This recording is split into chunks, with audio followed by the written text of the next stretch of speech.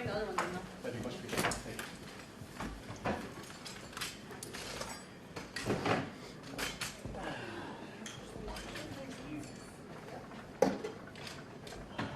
Input one.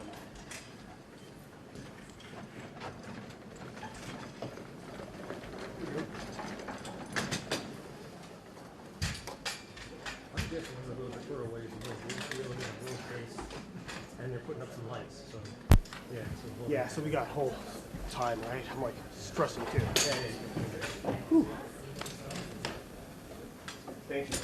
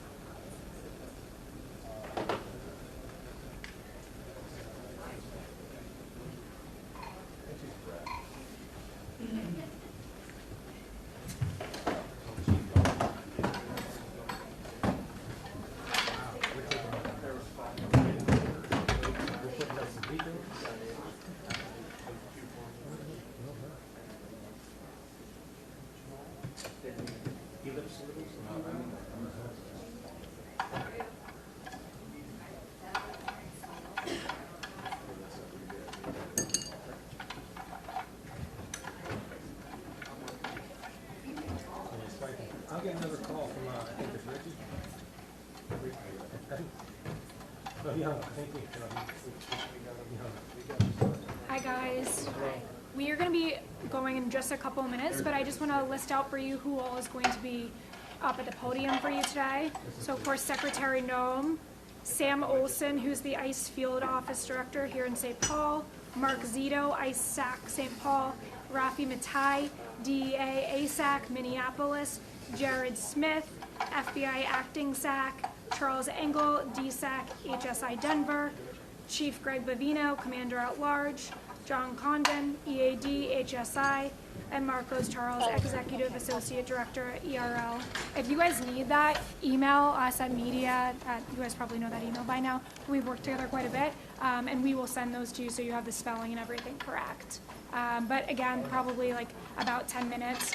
Since this has been more last minute, we just are getting scrambled to get it all together. So I think 10 more minutes, maybe a little bit less. She's going to take questions. We're going to keep it tight. I'm going to be pretty aggressive, probably about 5 minutes. So yeah, just get your questions in and keep it tight. Any questions beforehand, guys? This list? Why don't I just send it to you? Can I send it to one of you and you can shop it around too? Sorry, Engel needs to be taken off the paper. Okay, he's my number. Can I just take it? Right now, CBS, how long is it going to take the rest of this? So if you'd like to. 952-737. Let's get audio going at least for now. Yeah. Well, What do you want to do for cable route? So, text me your email address, please. Okay, I'll get that to you guys. Thank you guys. Yeah. 6 a little one shot. I'm gonna have to ask Tanya on the ground here. Is there any ability? Could they stay here for 10 minutes or no? afterwards to do a live shot. Yeah, sure. Yeah. So in the down one. Okay. Where do you want to be staged? We'll have to be staged in here. We'll have to be. We're gonna have to keep you guys all in here. Yeah. Okay. Okay. Cool. Yep. Thanks for that. Sure.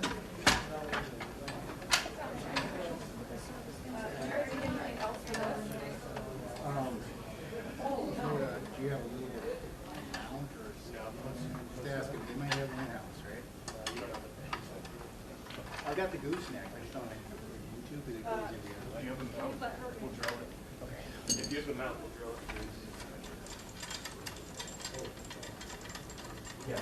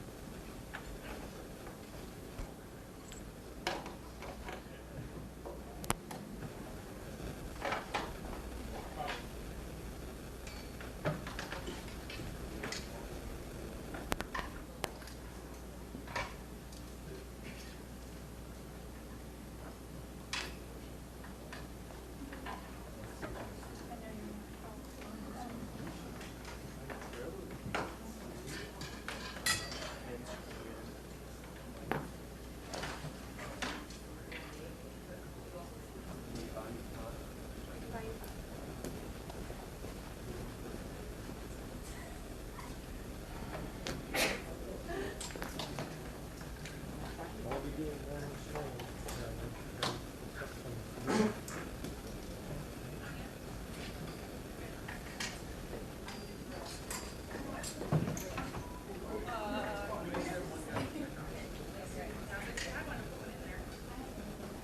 was one.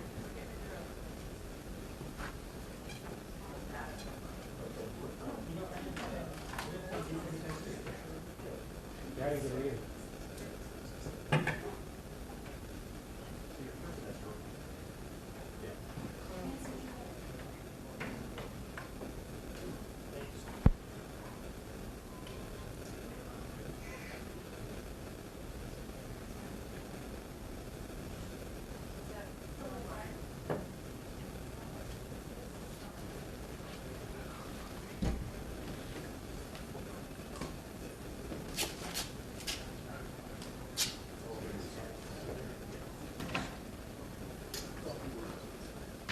Take a list of players and the way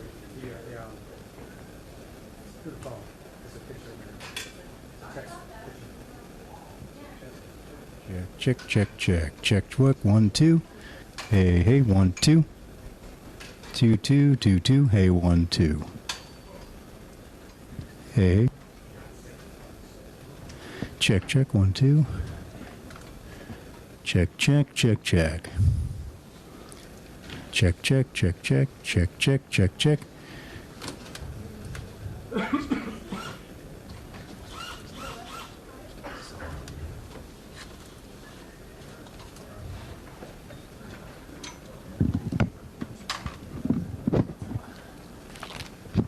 Watch your ears for a second.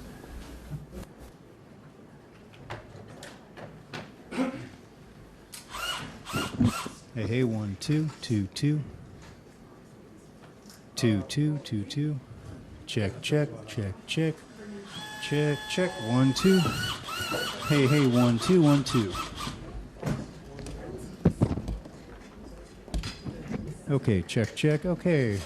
Anybody got cans on? You hear me okay up there? I'm here right Everybody now. hear me all right? You All right, doing a mic thank check? you. You want a mic check, anyone? Mic check, 1 2 3 5 7 9.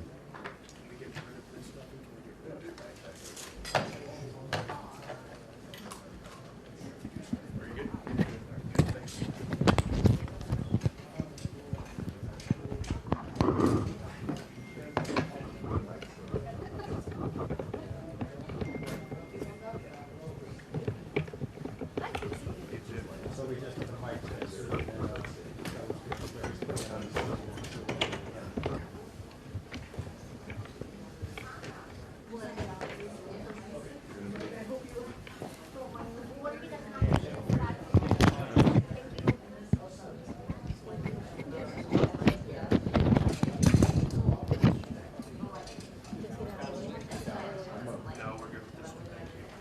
Were you going to do sound check? Yeah, he's good. Okay. okay.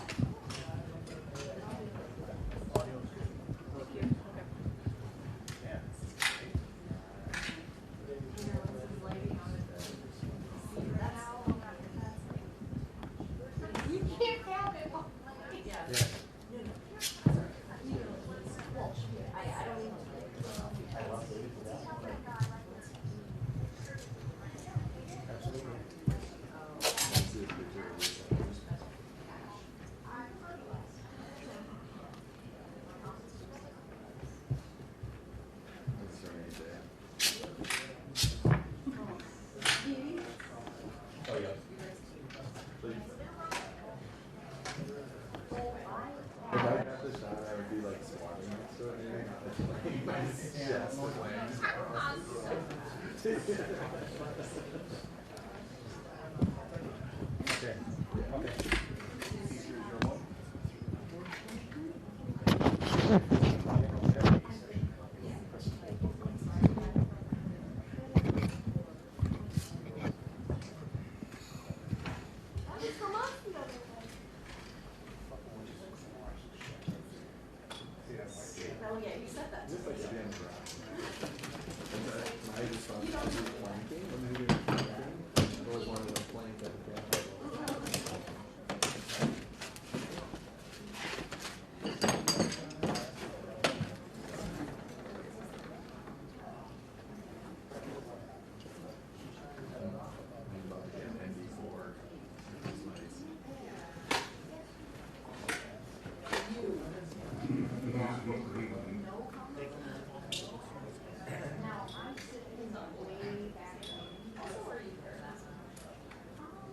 Hey, Grace. Hey, how you doing?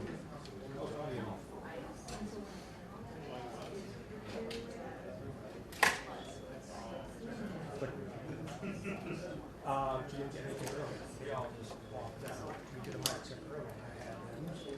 So I'm concerned you didn't hear. Right. This was a mic check. Can you do a mic check again, please, when you get a chance? This is a lectern mic check. The microphone and the quick brown fox jump over the lazy hare.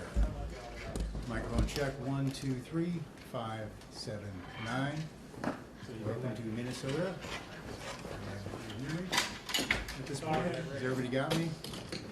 1, 2, 3, 4, 5, 6, 7, 8, 9, 10. And we have all sorts of people here. And continuing our audio check. This is our sound check. Okay, that's perfect. All right.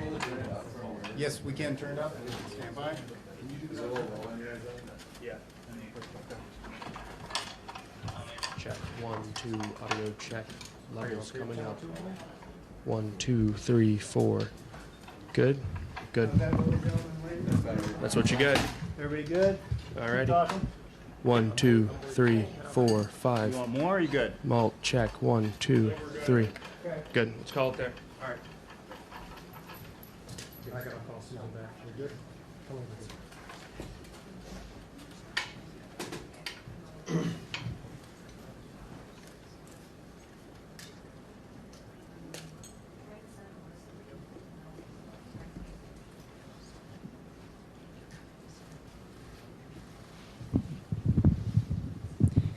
Good evening, everyone. Thank you for being here tonight. I want to start out by addressing the loss of life that we saw here in Minneapolis today. Any loss of life is a tragedy, and I think all of us can agree that in this situation it was preventable. I've spoken to the president today on the situation here on the ground. I also just got off the phone a little while ago with Governor Walz and spoke to him as well. I want to reiterate first with all of you the facts of what happened today. At 10:25 a.m. Central Time, Immigration and Customs Enforcement were carrying out lawful operations here in Minneapolis. Because of the adverse weather that Minneapolis has seen in recent snow, one of the vehicles became stuck and ensnared in the snow. Law enforcement were attempting to push out this vehicle, and when a mob of agitators that were harassing them all day began blocking them in, shouting at them, and impeding law enforcement operations. ICE officers and agents approached the vehicle of the individual in question, who was blocking the officers in with her vehicle, and she had been stalking and impeding their work all throughout the day. ICE agents repeatedly ordered her to get out of the car and to stop obstructing law enforcement, but she refused to obey their commands. She then proceeded to weaponize her vehicle, and she attempted to run a law enforcement officer over. This appears as an attempt to kill or to cause bodily harm to agents, an act of domestic terrorism.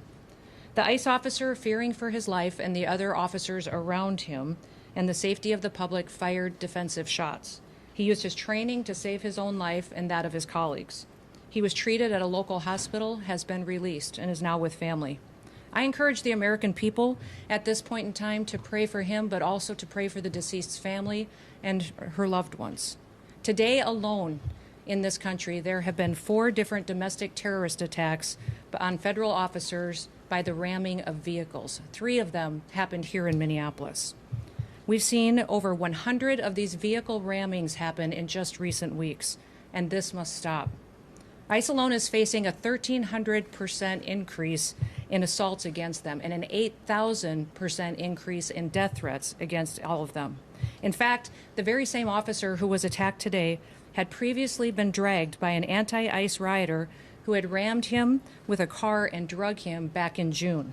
He sustained injuries at that time as well. And let me remind you why we're all here in this city today and why we've been here. In communities across this country and here in Minneapolis, we're just enforcing the laws that we have in this country. For years under President Biden, tens of millions of dangerous criminal illegal aliens, terrorists, and suspected terrorists were allowed to invade our country over our southern border. They were allowed to steal, to defraud, and to perpetuate violence against American citizens.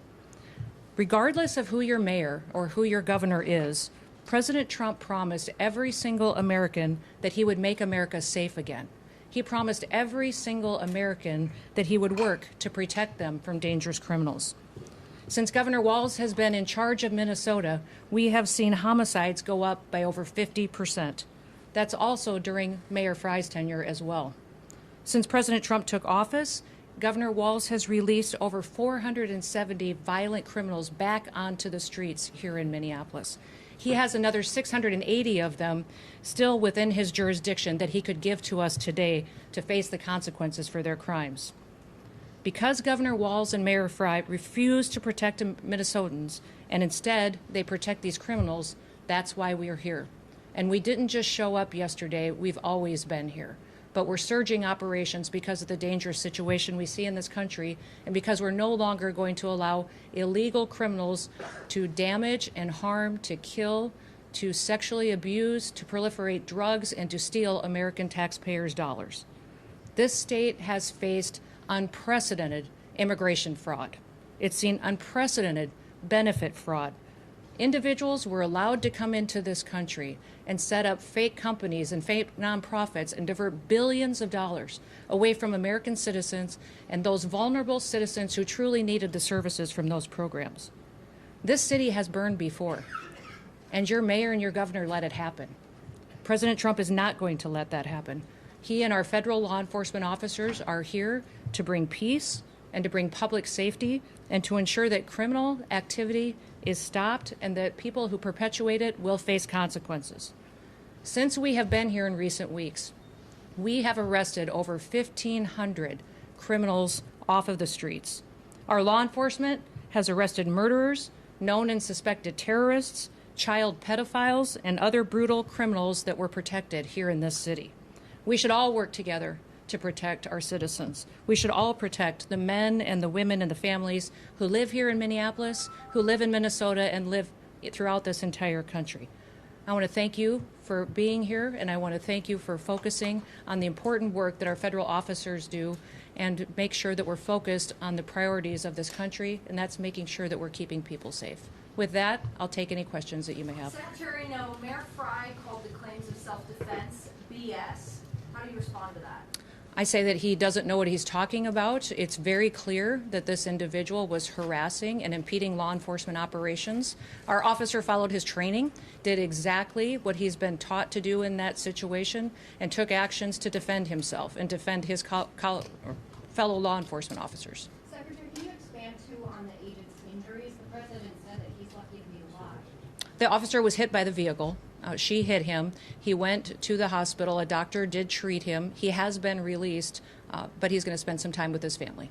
Can you clarify whether he was hit before or after the gunshots were fired? I can't, but the FBI will continue the investigation and release more facts when it's appropriate. Secretary Noem, has the agent been relieved of his duty, or can you give us any other insight? No, we're following the standard protocol procedures we do in situations like this. When there's an officer-involved shooting, we make sure that we get the facts and that we are getting the statements from everybody involved and make sure that investigators are handling the decisions. Secretary Noem, have ICE operations paused because of what happened today? No, we're still out on the streets doing our work to get dangerous criminals off of the streets of Minneapolis. Can you give us any insight into your conversation with the governor? You know, Tim and I have known each other for years. We served in Congress together. We both ran for governor the same year and have served as governor at the same times.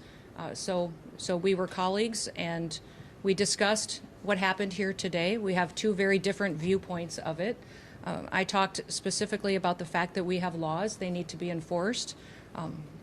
He knows that I believe sanctuary policies have protected criminals and placed a priority of them over the citizens that live here, and he knows we'll continue to do our work, and I encouraged him to work with us. We've never had a cooperative arrangement with law enforcement here.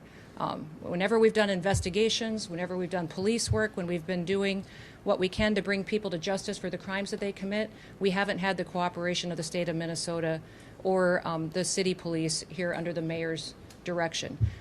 If you talk to any of these federal law enforcement officers, they'll say that when they call for backup in a situation, that it's hit and miss.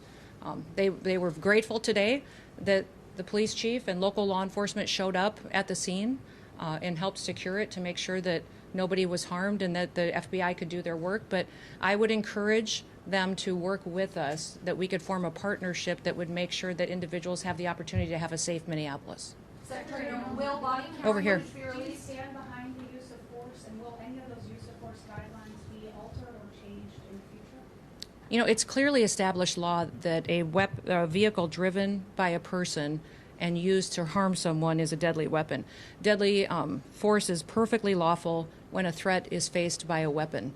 So I do believe that this officer used his training in this situation, and we'll let the FBI continue the investigation to get it resolved. So just to be clear, the shooting happened before or after the vehicle hit the officer? I know you keep asking that, but that doesn't mean that the FBI is going to give you an answer today. There will be an investigation. We want to make sure that it's factual. What I would ask is that as we go forward from here today, that we all remember that our job is to have peaceful discussions. I'd encourage our local law enforcement and state law enforcement to work with us. We are going to continue to operate here in Minneapolis and in the state of Minnesota to make sure we're going after dangerous criminals. One of the key focuses that we've had here is a focus on individuals who are sexual predators and are involved in child exploitation. When I was just here yesterday, we arrested individuals who were charged with criminal assault and sexual assault and people that exploited children. Why would you want to keep them on your streets? President Trump has promised to go after the worst of the worst, and that's exactly what we're doing in Minneapolis. By not working with us, Governor Walz and Mayor Fry are putting those criminals and prioritizing them over our children and our grandchildren.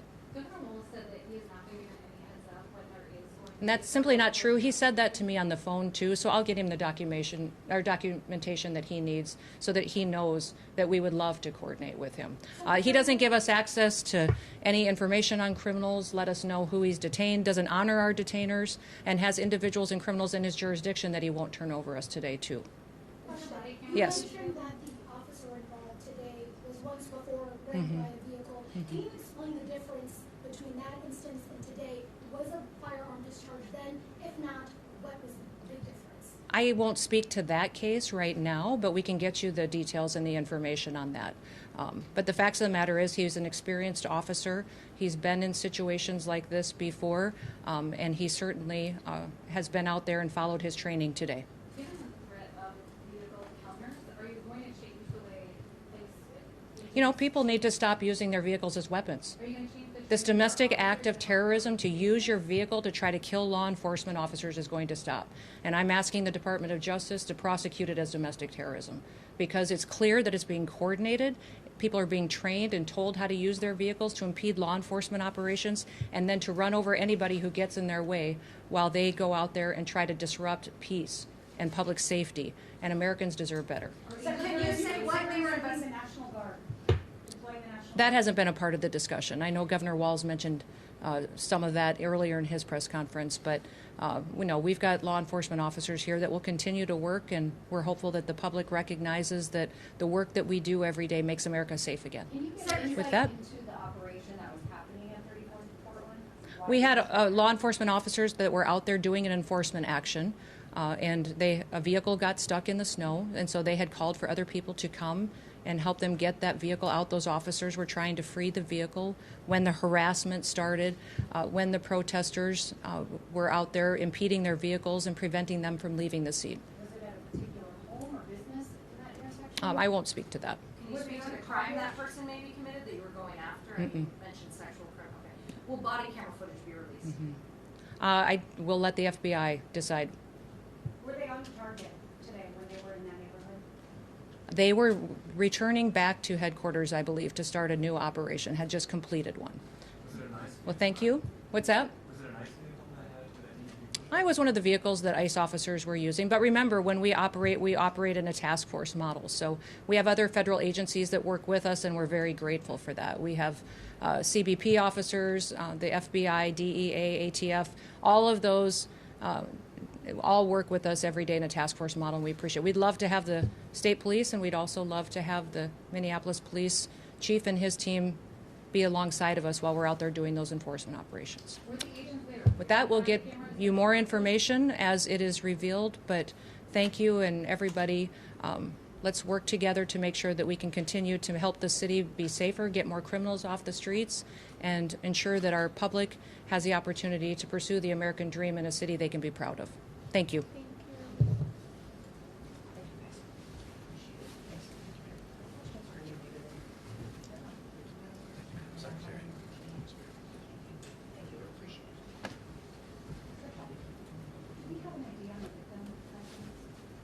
As far as name, I'm not gonna get ahead of it.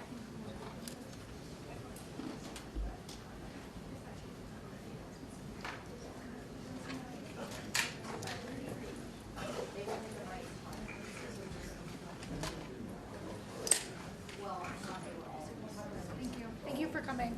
Thank you. Yeah. Sure.